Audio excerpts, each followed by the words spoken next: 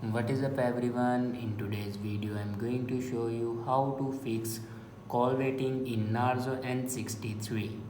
So watch this video carefully and follow every step as I'm showing in video, and don't forget to subscribe the channel. So let's start the video. First of all, open settings.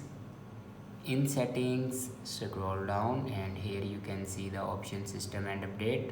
Now click on it and then click on software update. Now here you can check your latest version will be updated or not. If it doesn't update to latest version, then update it to latest version. After update a latest version, then go back and click on backup and reset. Now click on reset phone, and then on top you can see the option reset network settings. Now click on it and here enter your password to reset your network settings.